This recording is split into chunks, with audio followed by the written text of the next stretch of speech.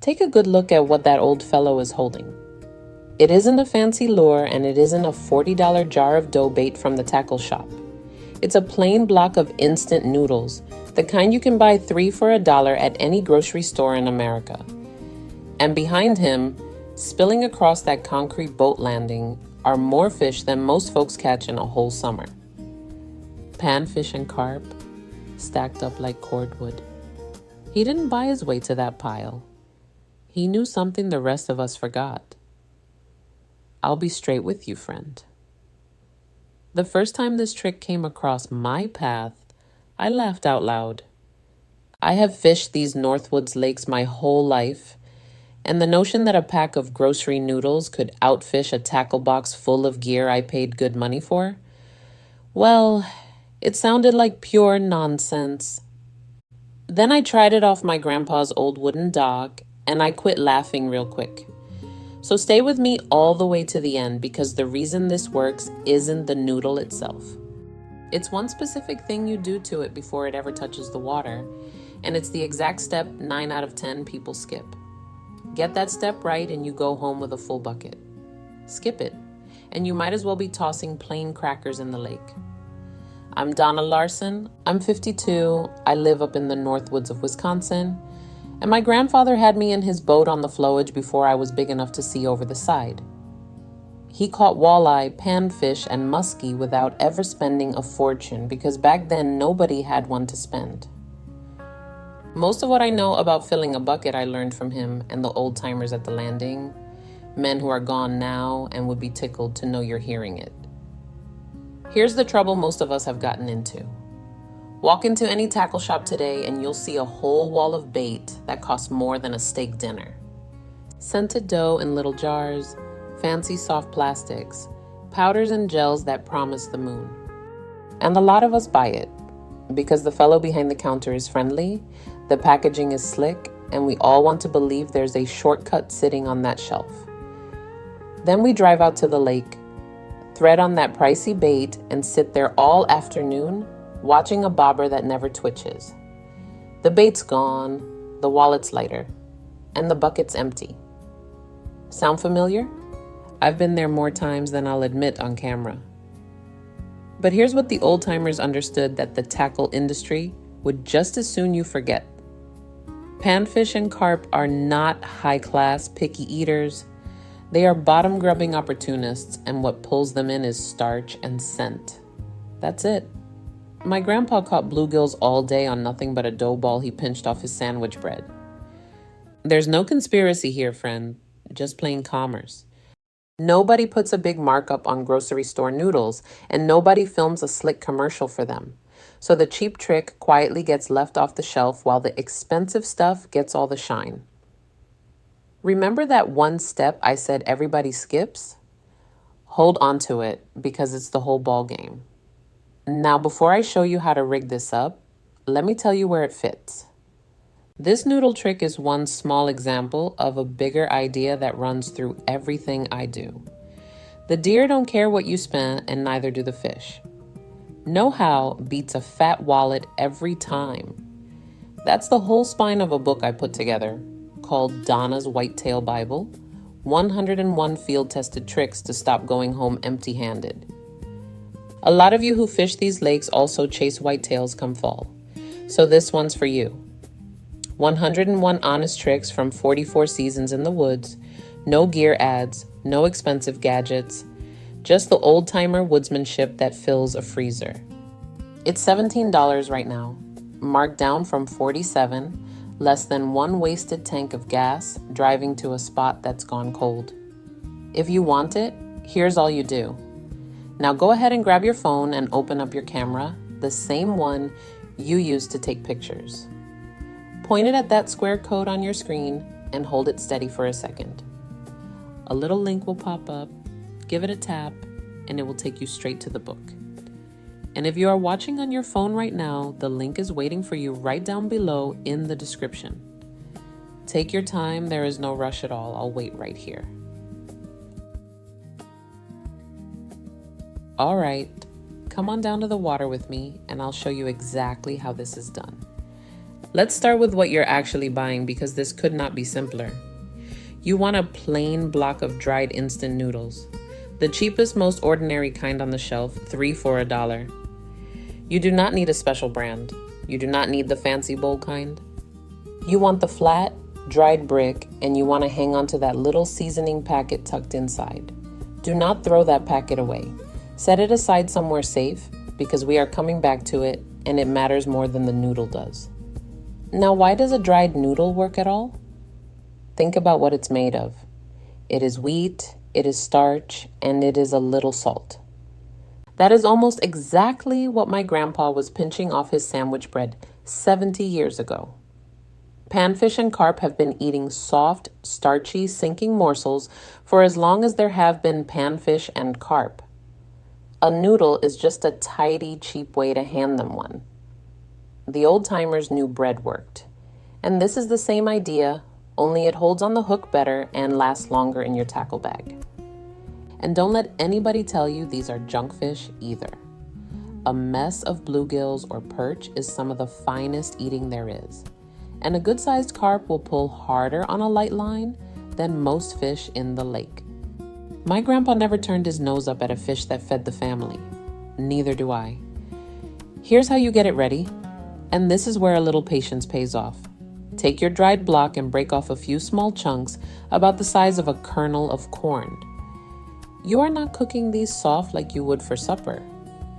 You just want them barely softened so they bend without falling apart. Pour some warm water over your chunks in a cup. Let them sit for about 2 minutes. That is 2 minutes, not 10. If you leave them too long, they turn to mush, and mush slides right off your hook. So set a timer if that helps you. After the 2 minutes, pour the water off. Let the noodles cool for a moment. You want them soft enough to thread onto a hook, but still firm enough to hold on when a fish bumps them. When you can pick up a piece and it bends like cooked spaghetti without tearing, you've got it just right. Take your time getting a feel for it. Your first batch might come out too soft, and that's fine. That's how everybody learns. Now let's rig it, and the main rule here is to keep your hook small. Panfish have small mouths, so you want a small hook. Something around a size 8 or a size 10 works great. Write that down if you need to, size 8 or size 10. Thread one softened noodle chunk right onto the hook. Push it up so the point is just barely covered. You want a little of that hook point hidden, but not buried so deep the fish can steal your bait and never get stuck. Below your hook, pinch on one small split shot for weight. That's just enough to carry the bait down. Above it, set a small bobber if you're fishing shallow. Or fish it right on the bottom if you're after carp. That's the whole rig. A small hook, one split shot, a noodle, and a bobber. No $200 rod required. My grandpa did all of this with a plain cane pole, and he outfished men with boats that cost more than his truck. One more small thing on your line. You don't need anything heavy for this. A light line around 4 or 6 pound test is plenty for panfish and lets that little bait drift natural. Lighter line, more bites. That's a rule that's held true my whole life. Now, where and when you drop this matters just as much as the bait. Panfish move shallow when the water warms up. Late spring into summer, once that water climbs up past 60 degrees, they slide into the shallows to feed and to spawn. And that is your window. Look for the warm, weedy pockets. Fish near cover, near lily pads, near a dock, near a fallen tree.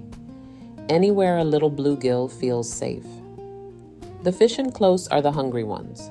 A quick, important word before you head out. Every state has its own rules about bait, and some places limit what you can use or where you can chum. So, do me a favor and check your own state's fishing regulations before you try this. It takes 5 minutes and it keeps you on the right side of the game warden. I mean that, friend. The old-timers followed the law and so do we. And I know I keep circling back to that seasoning packet. We are almost there. That packet is the difference between a few fish and a bucket full, and I'm going to show you exactly why in just a minute. Here's how you actually fish it once you're set up. Drop your bait in near that cover, and then do the hardest thing there is in all of fishing. Be still. Let it sit. Panfish will find it, and when they do, you won't get a big dramatic strike. You'll see your bobber give a little dip or a small sideways twitch. That's the bite. When you see that twitch, lift your rod tip gently and set the hook with your wrist, not your whole arm. Gentle. These are small fish with soft mouths. And check your bait every little while. A soft noodle won't last forever, especially once the small fish start picking at it. If you reel up and it's gone or turn to mush, just thread on a fresh piece. It only takes a second, and fresh bait always outfishes tired bait. If nothing happens in about 10 minutes, move. Don't sit on a dead spot out of stubbornness. Pick up and try the next likely pocket, another dock, another weed edge. Fish move around, and so should you.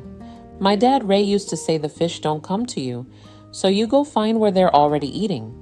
That patience and that willingness to move fills more buckets than any bait ever will.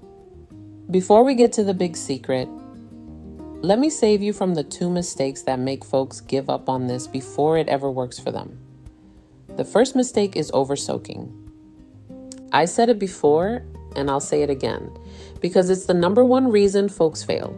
2 minutes in warm water, no more. Leave those noodles too long and they turn to paste, and paste will not stay on a hook. If your bait keeps sliding off, that's your problem. Soak less. The second mistake is fishing too deep and too far out. When people don't get bit right away, they cast way out into the middle of the lake, thinking the fish must be out there somewhere. 9 times out of 10, they're not. The panfish are in tight, in that warm, shallow water near the cover, right where I told you. So resist the urge to launch it to the horizon. Fish the edges, fish the shade, fish close. That's where they're eating. And now, the part I promised you at the very start. The reason this whole trick works, the step 9 out of 10 people skip, it is that little seasoning packet you set aside. Now here's where most folks go wrong. They cook the noodles, they throw the packet in the trash, and then they wonder why they're only pulling in 1 fish here and there. But that packet is the whole secret. It is loaded with salt and savory flavor. And that strong scent is exactly what draws fish in from clear across the flat. The noodle is only the delivery. The scent is the invitation. So here is what you do with it.